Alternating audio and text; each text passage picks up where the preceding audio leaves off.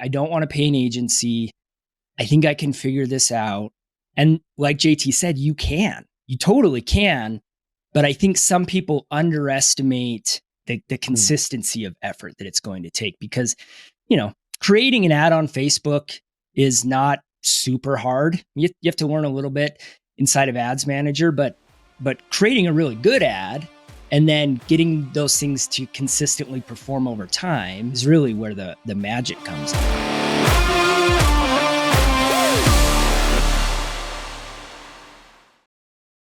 Hey friends, welcome back to the CareCast podcast. I'm your host, Brady Winder, and this is a podcast where we help investors, real estate investors, dial in their online marketing so you can build a business of freedom and impact. The way we're doing that this month is it's Paid Ads Month. I get excited about Paid Ads Month because it's a great way to supplement your SEO efforts, and it's a really good way to get leads in the door quick. And so we did our episode with Brendan on Google Ads PPC, and this week we're talking with Kylie and JT, our friends over at SilverStreet Marketing. So welcome back to the podcast, guys. Thank you. Super stoked to be here. We love paid ads. Absolutely. It's going to be a good one. And so today we're talking about Facebook ads. So a couple years ago, we did a podcast series, 4-part podcast series you guys can go listen to. I'd say at least half, probably over 75% of it is still relevant. Obviously, things change with the platform, things like targeting. iOS 14 has happened since then. So there's some technical things that are irrelevant. But if you really want to nerd out, you can go back and listen to that series, go to carrot.com/ads, check out the other resources we have on paid ads. But this episode is not going to get super granular and super tactical. But it's going to be just enough information to not overwhelm you and to help you really make an informed decision on where does Facebook ads fit into my business as an investor? How can it benefit me? ROI, what to expect, what should my messaging look like, feel like, and how can you get leads with Facebook ads? So if you've thrown money at Facebook ads before and not been successful with it, whether that was by yourself and no education or with an agency, then, well, one, I'm sorry, but two, hopefully we can help you turn that around and be successful. Anyways, Kylie, JT, let's talk about Facebook ads. So one thing I'm really curious about right off the bat is like, what's the ROI you're seeing on Facebook ads versus like PPC, SEO, cold calling, bandit signs? Where's it fit on that spectrum? JT, go ahead, man. Yeah. So when you're looking at the ROI that's coming from it, typically what we're seeing on Facebook is we're seeing a cost per acquisition in between about $3,000 to $3,500 on average is overall cost per acquisition. Depending on areas, you can kind of lower that down to about around a $2,000 marker. It just kind of depends on a couple moving parts. That could be things like, are you paying for management? How aggressive are you in your area? Are you employing different types of tactics, not just lead generation, like branding and trying to become more of a powerhouse in your area? So there's a couple things that will affect that and can kind of change that cost per acquisition price. But most investors that are coming on for management are sitting around that, you could probably say about $2,000 to $3,000 cost per acquisition marker per deal.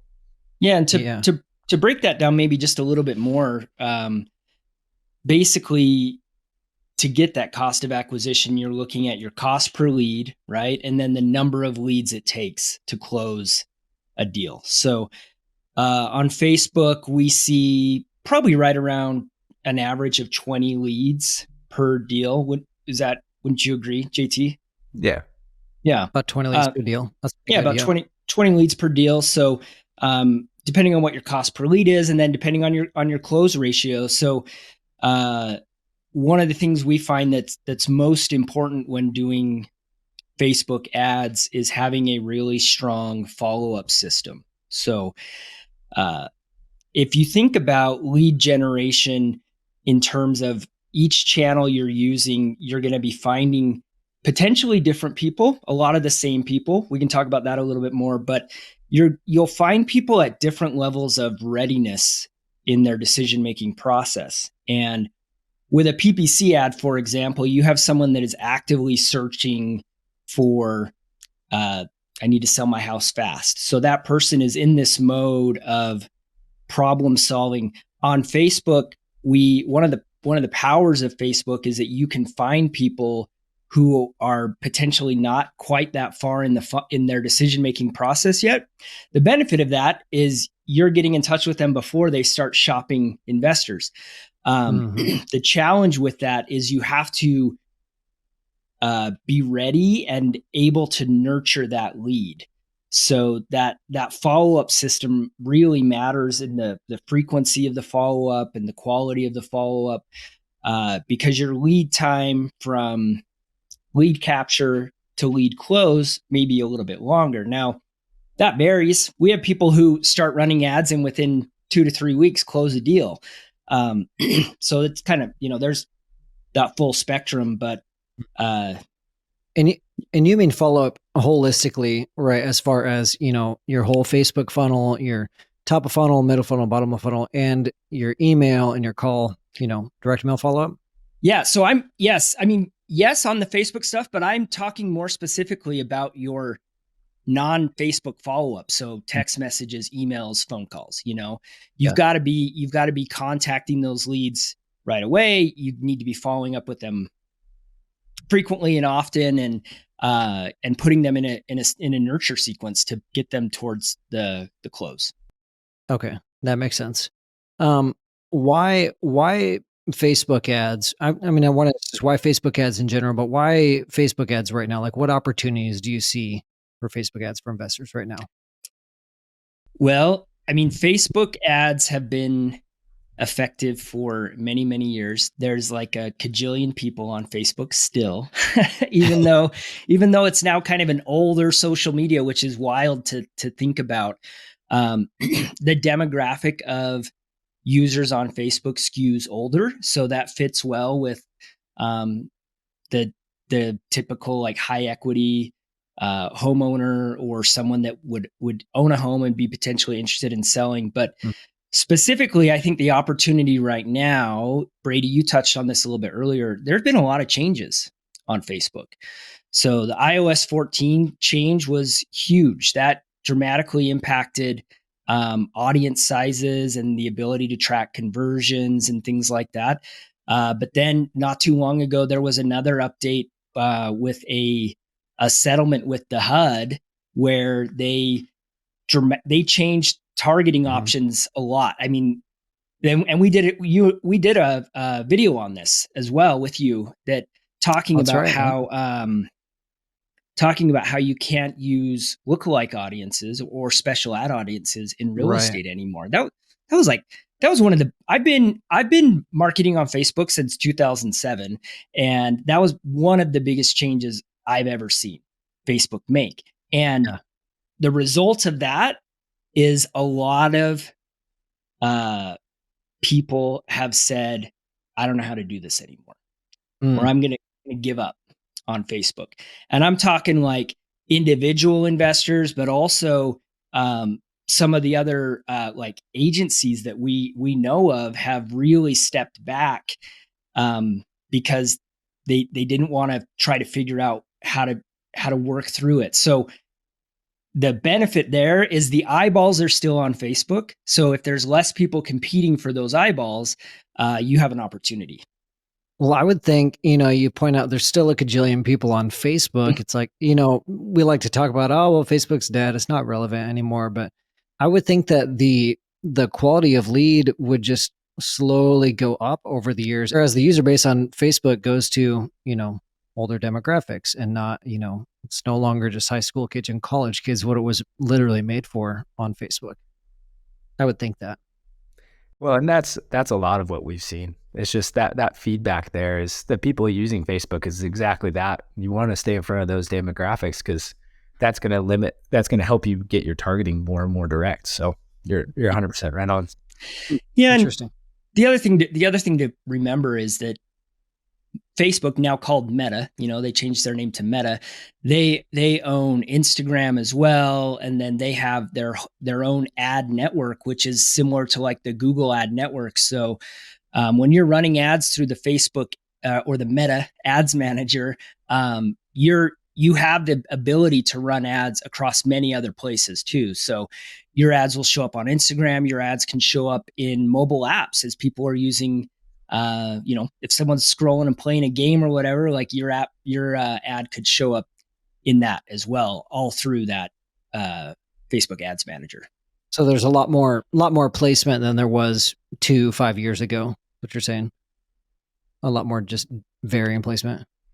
Yeah. And also I just think some people kind of think about, I'm going to run Facebook ads. They're thinking of just the one like in feed ad, which, that is a big part of it. But just, I think it's helpful to remember that you're actually putting your ad in a lot of different places. Yeah, that's good to remember. Yeah, Facebook, Instagram. Can we, before we move on, can we just all agree that Meta, can we just like not call it Meta? I know it's called Meta, and I log into Meta to schedule posts and stuff. I'm like, this is just this. It probably shouldn't bother me at all, but I'm like, I'm stuck in the past, man. Yeah, I don't. I'm totally fine with that. I don't ever call it Meta because I feel like most people don't know, or like you, Brady, like we haven't like collectively accepted that that's what it is. So if we need a petition. If we hop on the phone with someone and we're like, we're experts at Meta ads, they're not going to know what we're talking about. So, right. I probably wouldn't even, it'd take me a second. Like, you what? Are you sure? Anyways. Okay. So yeah. We'll call up Mark Zuckerberg. We'll see what we can do. Yeah. Well, thank you. I appreciate that. Yeah, just let him know that Brady cares about the name. So let's talk about, a lot of investors. Well, I guess I don't really know. I'd be curious to hear how many investors come to you guys as an agency and have already tried Facebook ads themselves. But I want to hear from you guys what you see as the biggest differences between someone who's running ads on their own, whether they're successful or unsuccessful, versus hiring a team or someone else, an agency, to do it, and kind of what are the things they should be watching out for? How do you find a legit person to help you do this? Because you're putting a lot of money on the line. Yeah. When someone's, running ads on their own or debating on running ads on their own, there's a couple things that we kind of, you have to think about and consider. One is, time. I mean, this is a conversation I have a lot, and most investors I talk with, when we have this, we're talking about ads and learning how to do it. I really say, anyone can learn, but do you have the time, or do you really have the desire to do it? Because if where your desires land you are like out in the field, talking to the leads, like getting the contracts signed and closing the deals, then that's a job in itself. And to add on the marketing side of it, there's a lot that goes into that.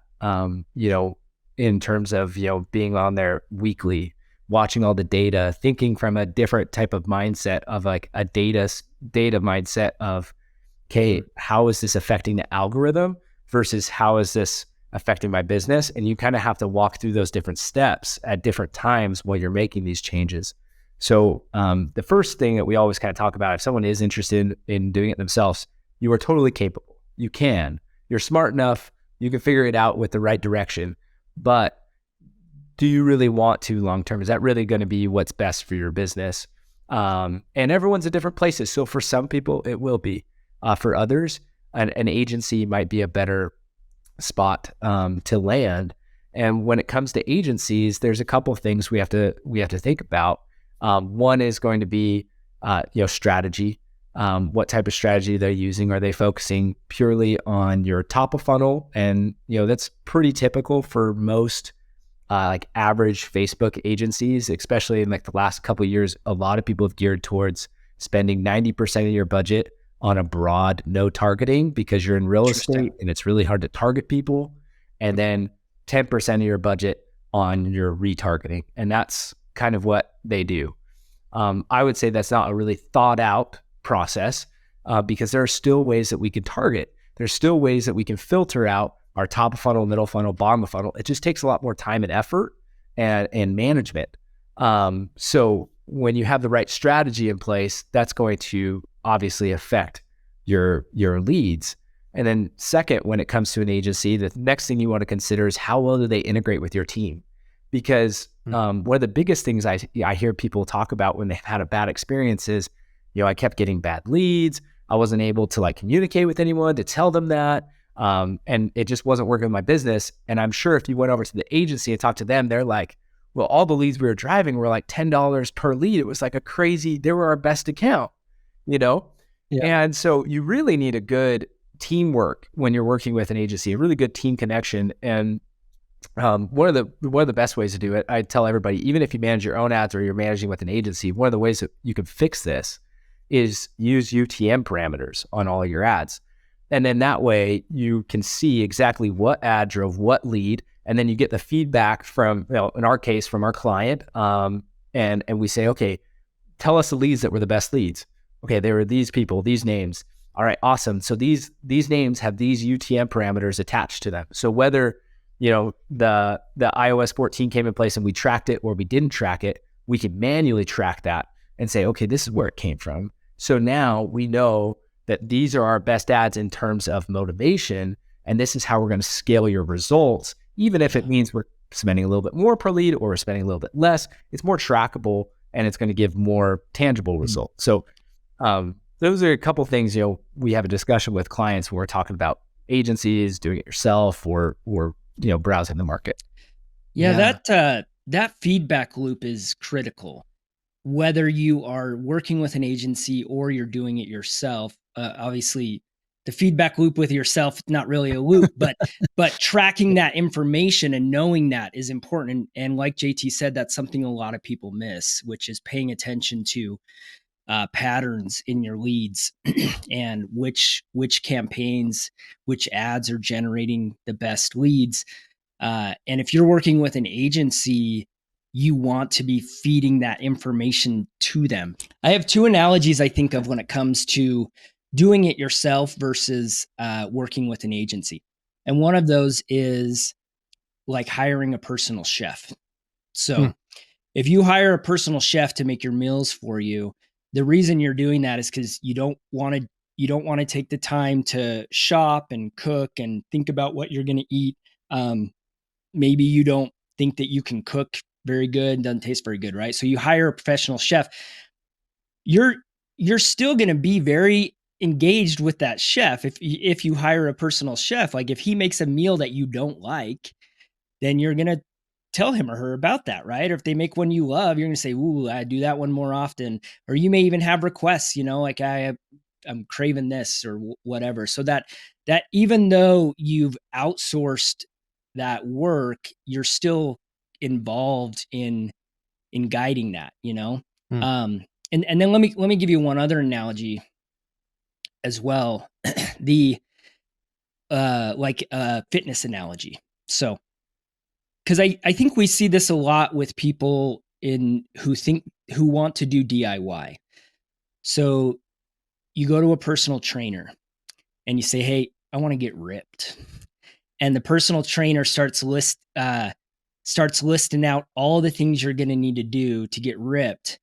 And it's like, you got to like follow you got to count your macros. You got to do these certain kind of workouts. You got to work out this many days a week, et cetera, et cetera. And you're going, I just kind of wanted to get ripped.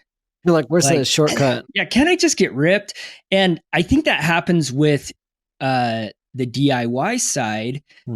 The idea of like, hey, I don't want to pay an agency. I think I can figure this out. And like JT said, you totally can. But I think some people underestimate the effort that it's going to take, the consistency of effort that it's going to take, because, creating an ad on Facebook is not super hard. You have to learn a little bit inside of Ads Manager, but creating a really good ad and then getting those things to consistently perform over time is really where the magic comes in. Yeah. Well, I love that analogy, and I love why you bring that up, because the consistency, learning how to run Facebook ads once and saying, okay, now I know Facebook ads is not enough. But was that going to last you maybe 6 months to a year? Until the next major change comes in, maybe. It depends on what's going on. And keeping up with trends. And I mean, there's so many things, targeting. And so, yeah, I like that. You have to be consistent at it. Yeah, that continuing education, if you will. So tell me, what are you guys doing to increase effectiveness of targeting, and any tips as far as managing audiences goes since the special ad category update where you can't target as specifically? Yeah. So one is diving into your seller interests. Obviously, using seller interest can help be kind of a bridge between your broad, just going to anybody, and then going to a more interest-based audience that could be interested in things that you're offering based off of what they're looking at and browsing online. So that's still capable of being used. And then as well, the custom targeting of using custom lists. So we can still use lists that we've uploaded for like retargeting purposes. And so using those to our advantage and basically, we talked about this in the last video, but combination of what type of media we're using to help filter out what type of motivation that we're getting on these, and then also the targeting in place. And then lastly, what we just kind of touched on, using manual like feedback, like UTM parameters to be able to give us really good feedback on what's actually working. Those have kind of been our go-to options to be able to continue to get consistent results for investors, even though the landscape of the ads are changing. And that's just kind of the nature of any platform. As over time, it's always the landscape's going to change a little bit, but as long as our type of seller that we want is located there, we're going to be able to find a way to get in front of them.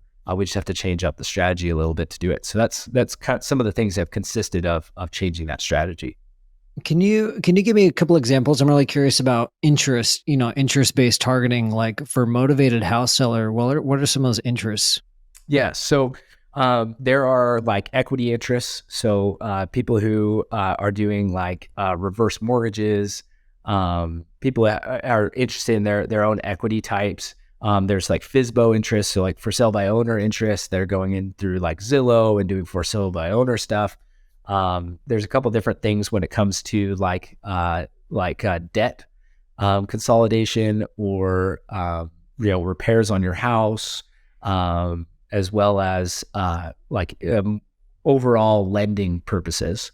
Okay, so this is, sorry, I didn't mean to interrupt you. I'm just trying to clarify. So this is not just the simple checkbox on a Facebook profile of like, oh, this person is interested in, they liked this page for, what do you call that paddleball game? Pickleball. It's not like, oh, this person is, so you're not targeting, okay, anybody that, talked about pickleball on Facebook. There's more complex things going on behind the scenes to determine those interests. Yep. And a lot of that is due to, with all this changing that's been going on in the real estate industry specifically, there's a lot more of like how we have to think that these people are showing motivation inside those interest categories, and then combining that with the type of media and the type of copy that we're using to really be like a hard trigger to filter people who are not going to be interested and filter those that will be, because Facebook is still an algorithm. I think a lot of people forget that that's really what we're working with. It's not, we're not in an auction like PPC where we can say, these are the type of words we want, this is how much we're willing to pay for it. We're with an algorithm, and that algorithm primarily focuses on, one, how many impressions they're able to get out of the audience that we're running. So impressions being the ability to have your ad loaded to a queue. That's when Facebook charges you. So it charges you per impression. It's not per view. It's not per click. And then second is it's going to prioritize engagement. So when we understand that we have a really good like hard filter ad, that's when somebody is going to be interested, they'll click. If they're not at all going to be interested, they make sure that they go past it. Facebook recognizes that, and they're going to start to understand who's actually clicking. But the other thing they're going to see is the more engagement we're getting, they're going to start to raise us up in the ranks on the feeds. So it's costing us less money overall. That's why a lot of people who only run ads for like 60 days, they don't make any changes to it. They just publish an ad, they launch it, they don't see any results, versus somebody who runs it for, 3 to 6 months and they're in there making bi-weekly changes, are going to see consistent deal flow. So that's one of the reasons, just because the way that the platform has been made, what we're working with is very different than other ad platforms that you may be buying media. That makes sense.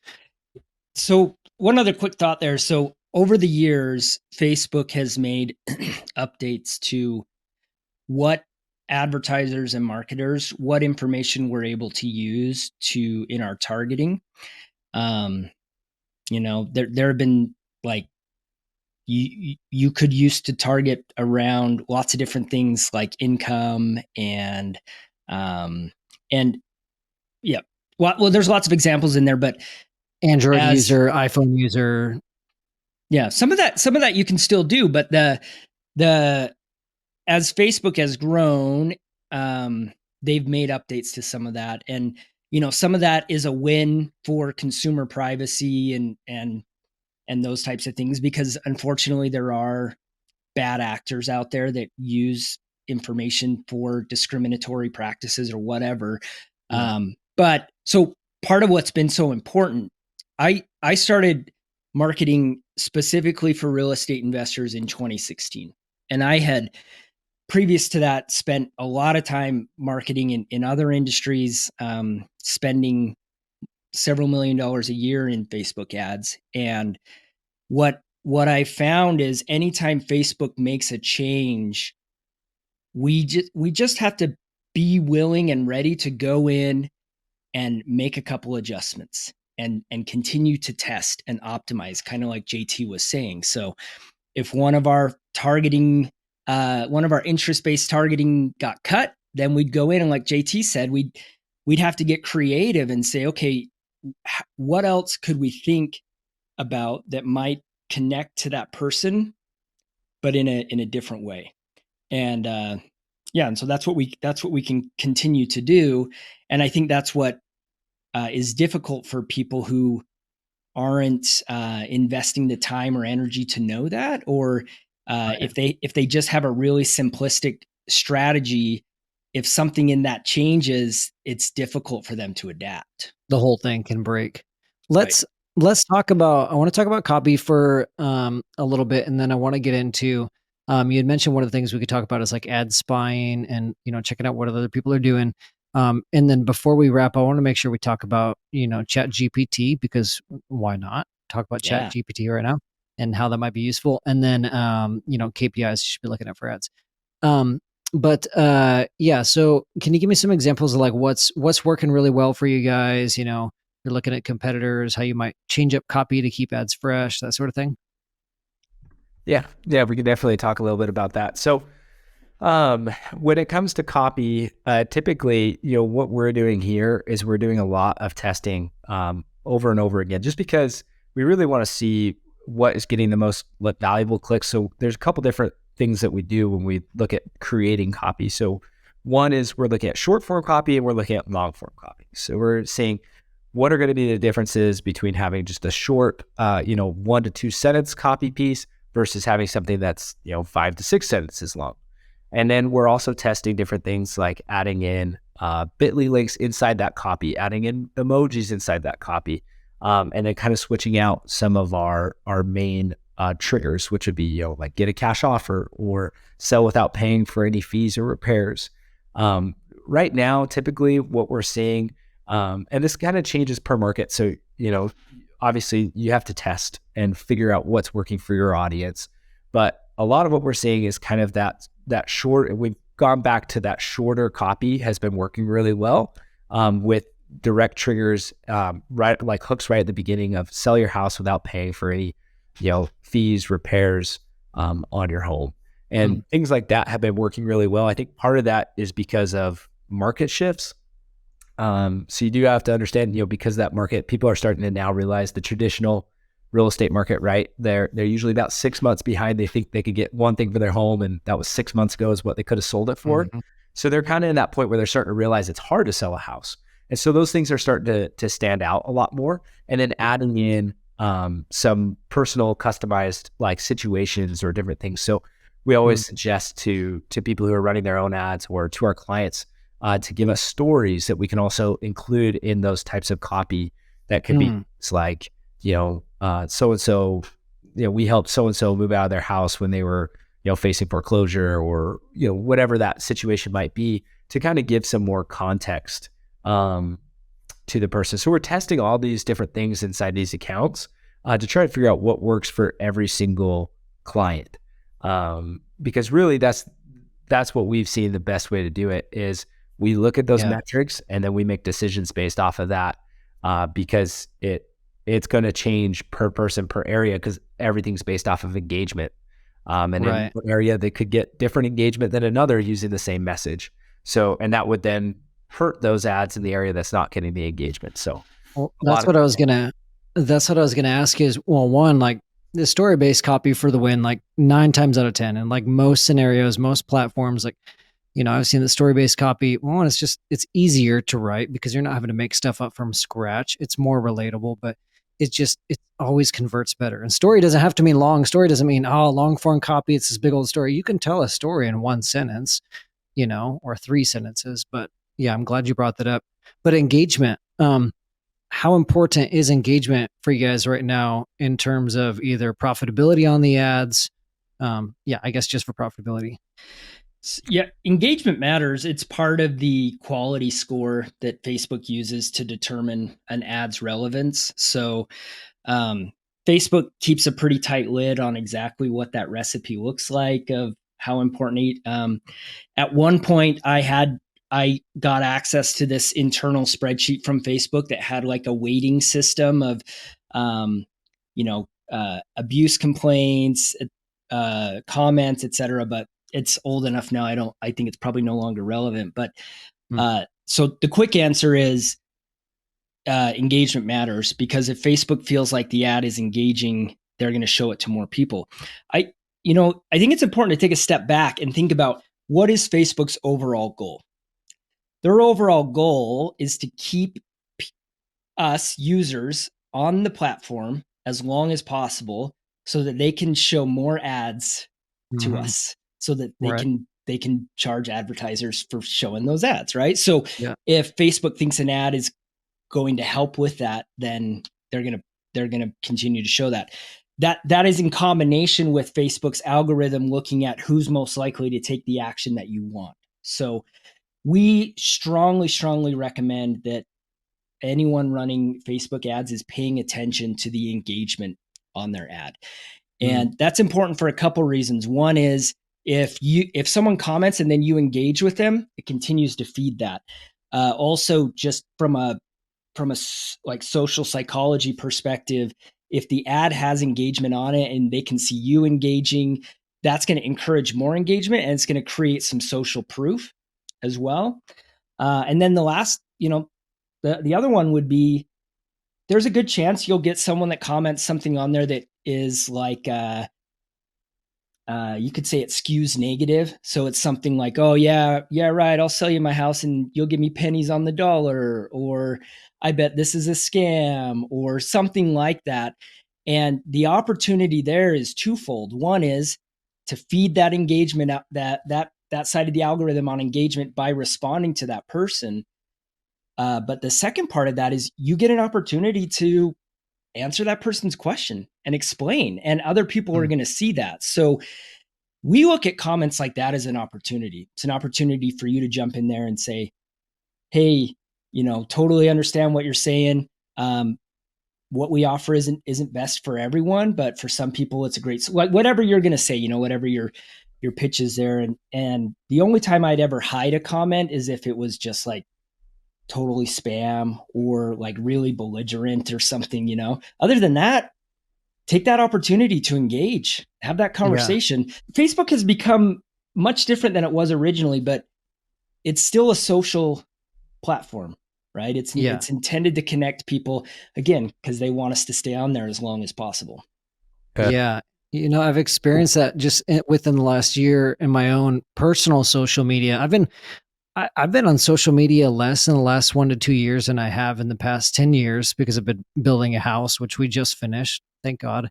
Yeah. Literally. But we're finally done with that. And anyways, what I was getting at is, like, before I used to, post pictures of my coffee or a concert we went to, or just like whatever, lame social media garbage. And then it became less and less, but the posts I was putting out were real and authentic about our house journey, and they were story based, and they were simpler. And so it was really interesting to see, like, what gets engagement on a post, and like what gets 2 likes versus 50 likes. And then firsthand being able to log in a few times a day and see how those first few comments, and this is, I bring it up because it's applicable for the ads, just like you're talking about, those first few comments will just compound and compound and compound. And before you know it, it's like, boom, that post is shown to everybody. And then you run into people like, oh, I saw the thing on Facebook, and they didn't even respond. And it's just the reach of it is just exponential, just based on that engagement, because it was something that people could relate to. And so I see that as a huge opportunity for ads in general, but especially for real estate ads. Like, there could be a lot of really boring real estate ads. And it's like, oh my gosh, there's so much opportunity to make this exciting and about your company and your values, what you're doing in your community. And, I think there's a lot of opportunity there. Yeah, there's I think Gary Vee came out with this, I want to say like 6 months ago, he released this where he was like, his entire ad strategy was changing to first start organic and see what gets the best like proof that it would work, and then take that style of ad and run it as a paid ad.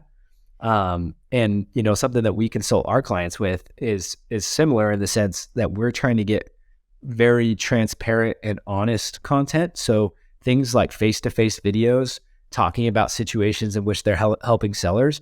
You don't have to have the seller with you. You can. I think that's great when you do. But instead of just getting like a review from the seller that says, yeah, it was great, they bought my house for cash, that's good. But you can go even better, and you can talk about the situation and give those details that are a little bit more intimate, transparent, and honest. And oftentimes that's going to attract an even more motivated person because they connect with those things.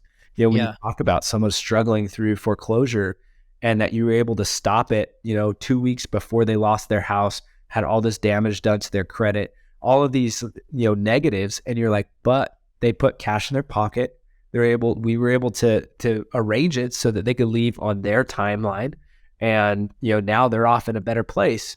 All of a sudden, like, that's going to appeal way more to somebody. So I that's a big thing where video is really starting to come back as content. It kind of switched a couple of years, like probably about a year or two back, it switched to images again because they changed some of the rules around how much headlines you could have on images. So everyone went back to advertising images, but now we're back to videos.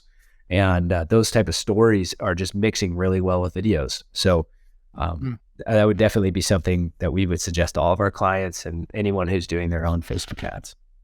Well, and it's a good point to, I think a lot of people could benefit from just spending the extra few minutes in most cases to, test out kind of like the Gary Vee strategy you mentioned, but test out like, you guys like this video or this video, this post or this, I'll do the same thing with like titles for a piece of content, a blog post or video, just in an Instagram story. Or like if our Carrot internal team is about to take a bunch of time to invest in creating a thing, it's like, we don't know exactly which idea is the best idea. I know which one I'm the most in love with, but let's ask the audience, do a quick Instagram poll, or even just like showing a couple ad variations to a couple families and family members or friends. Like, hey, which one of these is more interesting? That, could save you so much money and time and energy. Just that little bit up front. Yeah. And changing the way that you run your ads too. I mean, one thing that we do is we use dynamic creative. And that helps a lot in how we're actually running and operating these ads and figuring out what's working best, because we're not having to do so much split test, which split test is great because it gives you a definitive answer, but oftentimes it could spend more money in trying to find the answer than it is worth it, because then you have to test again and again and again. Whereas when you're running dynamic creative tests, automatically that basically your budget is shifting towards what's actually getting the engagement. And so we can keep adding to that test over and over and over again, proving the results and getting the best options that can be in that ad. So that's another thing I think a lot of people kind of forget about is using dynamic creative. So speaking of creative, I think that's a good segue into ChatGPT, different ad variations. Are people paying you guys right now to just sit behind the scenes and use GPT? Hey, make me a Facebook ad. Is coming for our jobs? Everything I've said on this podcast was written by ChatGPT. We are all ChatGPT. I'm just typing it in as you guys say it. I'm like, okay. It's interesting, man. Like ChatGPT, I mean, AI is powerful and it's gonna change things for sure. I I don't know to what level or how good it will get. I mean, as of right now, I think the best way that someone listening to this podcast could leverage ChatGPT would be to grab some ad copy that you've seen that you thought was good, and go in and you have to work with ChatGPT. You have to prompt it a little bit, but basically have it write some variations of that. Mm-hmm. And then I would uh, and I've used this to do that, right? For me, one of the best values of ChatGPT right now is like my first draft of a lot of things, because then I can take it and I can kind of iterate it and make sure that my personality is still in there, or the personality of the brand and the customer that we're working with. But if you're just like, man, I need some help coming up, like I don't even know where to start, just you could go to ChatGPT and say, write an ad for a real estate investor on Facebook that wants to buy a house that is in foreclosure, whatever. Yeah, Yeah. and just let ChatGPT start going to work for you.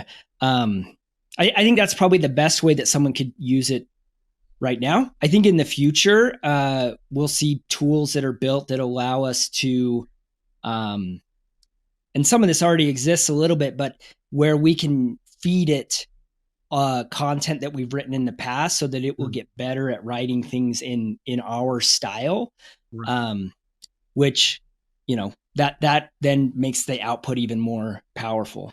Yeah, your tone, your audience, really. I mean, because you have tools like Grammarly that can detect the tone and your goal, but really understanding the audience. That's kind of what I'm interested to see how that turns out. What tools come out because of that. I think a really good example of how to use Chat GPT well, and I don't use it a lot, but I am using it as, like you mentioned, like to spark an idea. If I'm low on creativity, I'm like, okay, just need a starting point.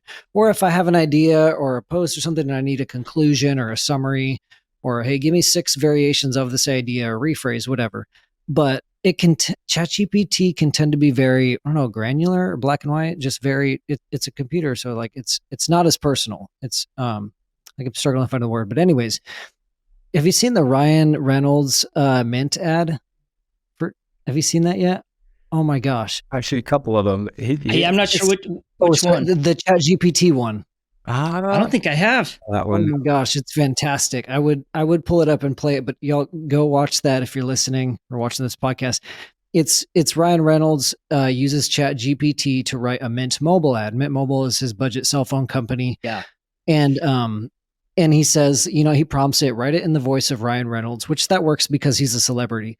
But he Yeah. also he's very specific with the prompt, and he says, like, use one cuss word, mention this specific sale for this dollar amount, and why people should consider X. Like, the prompt is very thorough, and like it was just as good, if not better. You could see it on his face. He's like, oh my gosh, this is scary good, And so I'm like, oh Yeah. wow, that's I am underutilizing it. So yeah, that's interesting.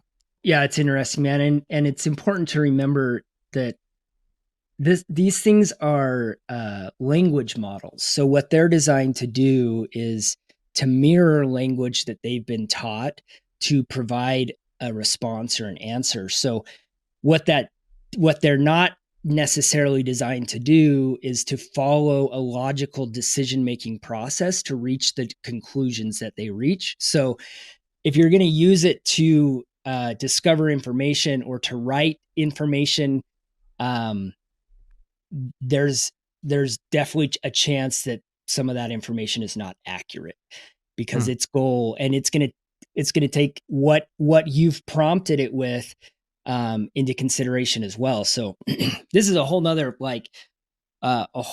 interesting conversation, but there are people now called prompt engineers, and their role is to learn how to ask the AI the right questions in the right way to get the right kind of response.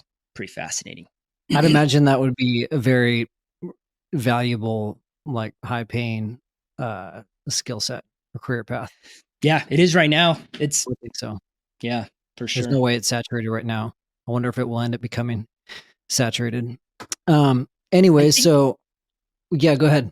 I just want to say one other thing. So, like I said, I don't know what the future looks like. I think AI will get I think we will see AI all over in the marketing world. So there'll be aspects of mine and JT's jobs that get taken over by AI. But I think what will always remain is the need for the human empathy of understanding who you're talking to, what their problem is, and how you can connect with them and present your solution to them. And that is, I mean, at the core, the the specifics of marketing change dramatically. I mean, I can imagine the way we feel about AI right now is probably how people felt when TV was invented or the radio. Yeah. They're just going like, Yeah. whoa, this changes everything. But the principles of good marketing remain, which is you got to understand who you're talking to. You got to understand their need, and you got to speak to it. And if you provide value to them, then they'll be interested in engaging with you or talking to you. Yeah. I don't know if you and I have talked about this before. I'll mention it real briefly, but I'm going to catch a lot of shade for even bringing up Dave Ramsey's name to our audience, of real estate investors. But I was listening to, it actually wasn't Dave. It was an Entre Leadership podcast on Dave Ramsey's network a while back. And this guest was on, he was talking about how people have made money over the past century. And it started out, people who made money, business owners, it was with your muscles. So like, farmers, it was sweat, it was, working like physical labor. And then the Industrial Revolution, you have machines. So it's these four M's. You have your muscles, and then whoever had the biggest machines, the biggest factories were making the most money. And then I think it was either mines or money, interchangeable for like the age of the internet, Yeah. software companies like we're doing right now. Whoever can dream it up. And so you have the mines. And then he said, I think that we're hitting this seemingly hitting like a peak or a high point of technology to where it's like, what can we not do? It's almost infinite. Like, what can we not do with technology, to where he sees it as the age of morals. Whoever has the Mm. highest moral standard and can serve people well is going to be the most successful. And that was like, probably 8 years ago, I heard that podcast. And I'm like, I see it becoming more and more relevant. And like marketing and AI, like whoever can have the most human element and the best morals can connect with people and serve them well. So Yeah. that's just my personal stance. But you Interesting. know, yeah, Yeah. it's interesting to think about until robots, or I mean, until AI is so good, which we're just about there to where you can't tell if it's a human or not, which is a weird element. If they're not physically in front of you. So. Yeah. Yeah. I mean, the reality is we crave connection as human beings. We're, you know, call us pack animals. We crave that connection.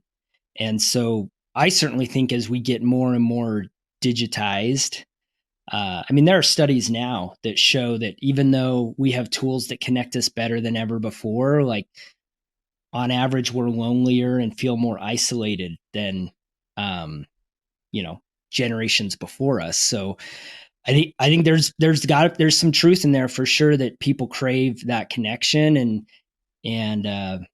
there's always that opportunity to be a real person that's interested in really connecting with people and really solving problems. Yeah. Yeah, it's interesting, man. Well, Yeah. I could talk about this. I could talk about ChatGPT and this stuff all day. So we're about to turn this podcast into something way off of way off of paid ads, but that's okay. So let me ask you one more question, then we'll wrap it up here, because I know we're about at time. Any final words as far as like, hey, investors, don't do these things with your Facebook ads. Like, here's how to not royally mess up your campaign or waste a bunch of money, or anything you Mm. feel like that's just really important that people need to hear if they're already running ads, or anything top of mind. Yeah, I mean, I got a couple, and then I'm sure JT might too. But this might sound really really basic, but it's so critical, and we see people miss it, which is just make sure that you are investing the time to set things up correctly. So if you don't put your pixel on the website and set up your conversion event correctly, then you'll waste you'll waste a lot of money on Facebook. You might still get some leads, but it won't be feeding your pixel data. You won't necessarily know where they're coming from. So you got to make sure you have that set up done well. And then the other thing I would say is, Let me interrupt you real quick. Sorry. mm, In talking about, pixel for your conversion event, specifically for the sake of retargeting ads, which arguably mm. the most important ads you could be running. Right. Well, yes, but that's only part of it. So, when you set up a Facebook ad, you're going to put your pixel on your website, but then you're going to have something on your website tell that pixel that the conversion event that you're looking for happened. So, like on a Carrot website, when someone clicks submit on, enter my property address or whatever, they click submit, and then it takes them to that next page. Your pixel data should be telling Facebook that that person took action. And the reason that matters is the pixel is looking to see if your ad is getting the action that you want it to have. One, so they know whether it's relevant to people, and two, so they know how to continually optimize that to show that to the right people. So if your pixel's not configured correctly, you'll see little errors in Facebook that's like, hey, the pixel's not getting any data for this conversion event, and that impacts the algorithm's ability to like build and gain like flywheel momentum. So it's So a that two-way communication street, and it's that's still right. something people miss That's a right. lot. Yep. That's right. And then like you said, yes, you can retarget that traffic, which is super awesome, and you should be doing that. But yeah, you got to have that conversion piece set up correctly. Okay, I'm glad and thanks for clarifying there. Well, I was just gonna say to test. I think a lot of people, we kind of mentioned you have to give it the time, and part of that is just consistently testing. Don't ever think that just because you find something that works that you can just stop, because we're talking about a platform that changes all the time and changes as your results are coming in. So you start having something. You never want to just like all of a sudden enter into something slow because you haven't been staying up on your changes. So just consistently testing, keeping a beat, keeping a feel on the beat of the market as well, like not just in real estate, but on the Facebook ads side of things, just understanding what you need to do to stay on top of it, what the algorithm's feeding, and that'll help you be more successful. Like testing like fancy, like polished, more corporate versus, a messy, dirty DIY ad, or like one you threw together in Microsoft Paint, or, testing audiences or testing long form versus short form copy. Yeah, just testing. The answer is yes. Yeah. Yeah. We test, from a visual creative perspective, we test so many different variations. We have text on the images. What color is the text? What size is it? Where is it located? Does the text have a shadow on it? So you can, the answer is yes. Test.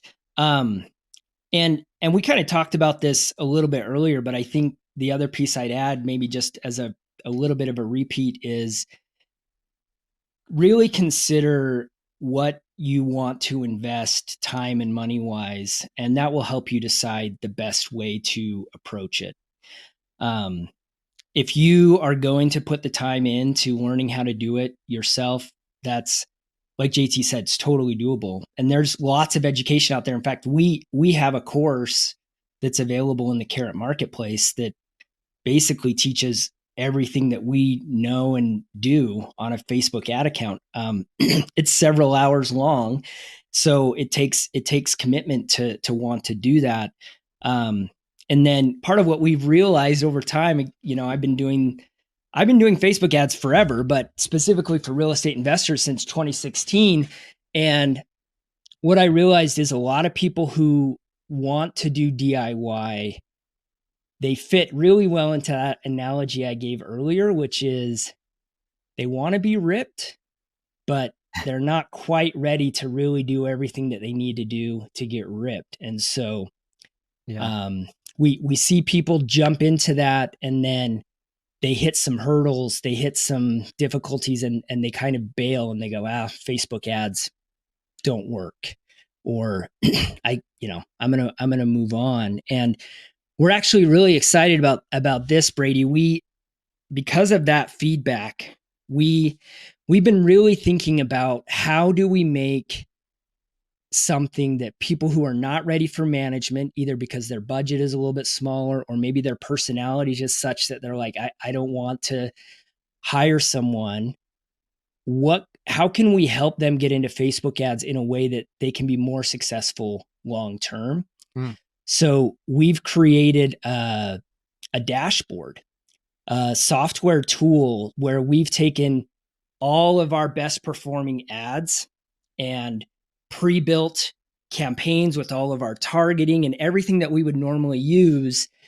And basically people can run Facebook ads with 3 or 4 clicks and run everything through this dashboard. And it's because part of what's hard about Facebook marketing is learning how to use Ads Manager.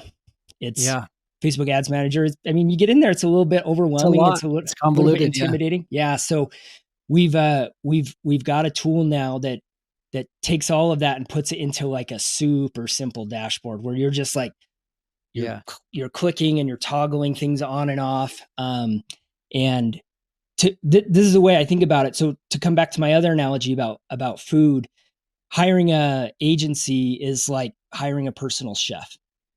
DIY is like doing it all yourself. So you're coming up with the meal plan, you're going to the grocery store, you're buying all the groceries, you're chopping it all up, you're cooking it, and this new tool is like a HelloFresh or Blue Apron, where someone who knows the professionals are preparing everything for you. They're delivering it to your doorstep, and all you have to do is a couple steps, and then you're eating. Yeah, it's probably easier than HelloFresh though, because I've tried Blue Apron and I'm like, well, man, this is a lot of ingredients. Oh yeah, but that is really cool. It's not a perfect analogy. I mean, because really, it's like, I mean, it would be like if all you had to do with the HelloFresh was put it in the microwave. You know, it's microwave HelloFresh. Yeah, that's how easy it is. Hello microwave. I like that. I'm really excited to see this. Where can people just hit you up through the marketplace? You guys will send them a link. So as of today, when we're recording this, we are in beta, and we have a handful of people in already and are accepting just a limited few more. If you're interested in that, you can go to go.silverstreetmarketing.com/beta. And by the time when this podcast airs, if we've come out of beta, we will redirect that link to get you where you need to go. Awesome. Thanks for sharing that, man. Well, I'm really excited to see the HelloFresh microwave version of Facebook ads for real estate. That sounds really cool, man. Thank you guys so much for coming on again. It's always a pleasure catching up with you guys and having you on the show. It's always good conversation. So thanks for sharing with our audience. Thanks, Brady. Thanks for having us. Yep. Everybody watching and listening, if you got value out of this, share it with a friend, leave us a review, do all of the things, and we will see you next week. Thanks, everyone.